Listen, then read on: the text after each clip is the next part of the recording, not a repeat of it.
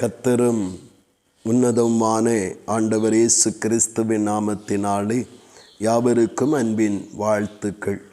தேவன் தாமே ஒருவரையும் ஆசீர்வதித்து மகிமைப்படுத்துவாராக. இந்த நாளுக்குரிய தியான வசனம் எரேமியா 5வது அதிகாரம் அதனுடைய 3வது வசனம். கர்த்தாவே, உம்முடைய கண்கள் சத்தியத்தை அல்லவோ நோக்குகின்றது என்று சொல்லப்படுகிறது. ஆண்டவர் பரலோகத்திலிருந்து மனிதன் ஒவ்வொருவரையும் கவனித்து கொண்டே இருக்கிறார். விசேஷமாக அவரால் மீட்கப்பட்டிருக்கிற அவருடைய பிள்ளைகள் மேல் அதிக அக்கறையோடு கூட ஆண்டவர் கவனித்து கொண்டே இருக்கிறார். வேதம் சொல்லுகிறது, அவர் அவருடைய சமூகத்திலிருந்து நல்லோர் மேலும் தீயோர் மேலும் நோக்கமாயிருக்கிறார் என்று சொல்லப்படுகிறது.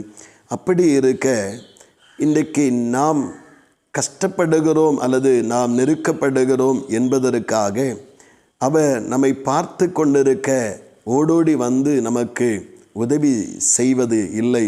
காரணம் என்ன?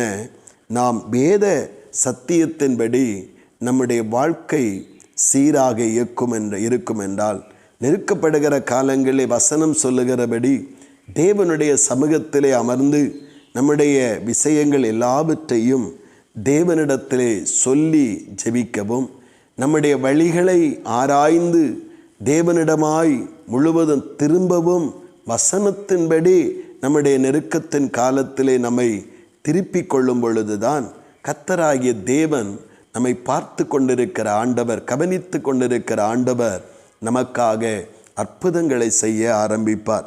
ஆண்டவர் சத்தியத்தை பார்த்து கொண்டிருக்கிறார். நான் வருத்தப்படுகிறதுனால், நான் நெருக்கப்படுகிறதுனால் அற்புதம் அல்ல.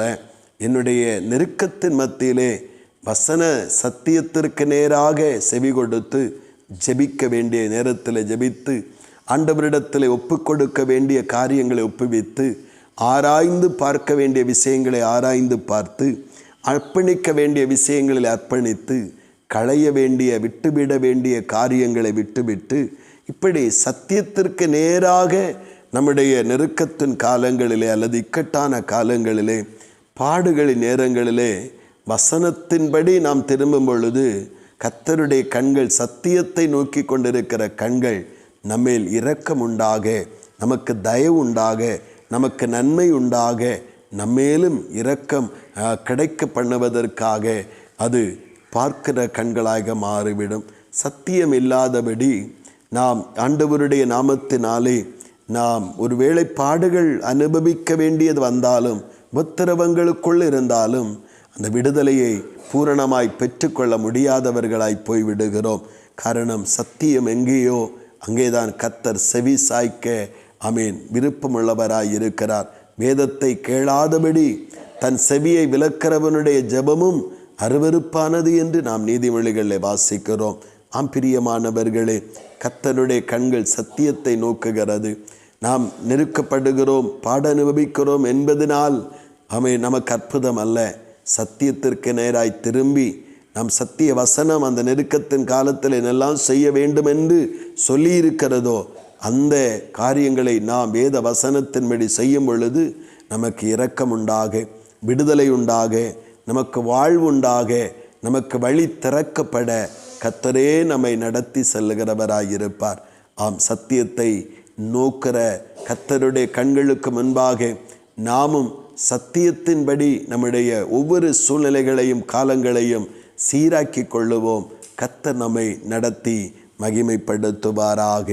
ஆமீன், ஆமீன். செபிப்போம். பரலோகத்தின் நல்ல ஆண்டவரே, நல்ல இந்த காலை நேரத்திற்காக உமக்கு நன்றி செலுத்துகிறோம் அப்பா. தேவனுடைய அளவில்லாத கிருபையும் மகிமையும் எங்களை மட்டும் தாங்கி வருகிறபடியாய் ஸ்தோத்திரம் அப்பா. தேவனே, நாங்கள் எவ்வளவு உம்முடைய பிள்ளைகளாக இருந்தும் நெருக்கப்படுகிறோம் என்பதற்காய் அற்புதம் அல்ல. நாங்கள் அந்த நெருக்கத்தின் காலத்திலே வேத வசனத்தை உணர்ந்து ஆண்டவரே ஒப்புவிக்க வேண்டிய காரியங்களை ஒப்புவித்து, விட வேண்டிய காரியங்களை விட்டுவிட்டு, வழிகளை ஆராய்ந்து ஆண்டவருக்கு முன்பாக ஜெபிக்கும் பொழுதுதான் எங்களுடைய வாழ்விலே தயை உண்டாக, இரக்கம் உண்டாக, அற்புதங்கள் நடக்க கர்த்தர் கிரியை செய்ய ஆரம்பிக்கிறீர். இந்த சத்திய உண்மையை உணர்ந்து கொண்டு நாங்கள் ஆண்டவர் உண்மையாய் எங்கள் காரியங்களை வேத வசனத்தின்படி வாழ்வையும் ஒப்புவித்து வாழ கர்த்தர் கிருபை பாராட்டும். ஆண்டவர் அப்படியே செய்கிறபடியாய் ஸ்தோத்திரம். இயேசு கிறிஸ்துவின் மூலம் செபிக்கிறோம் ஜீவனுள்ள நல்ல பிதாவே. ஆமேன், ஆமேன்.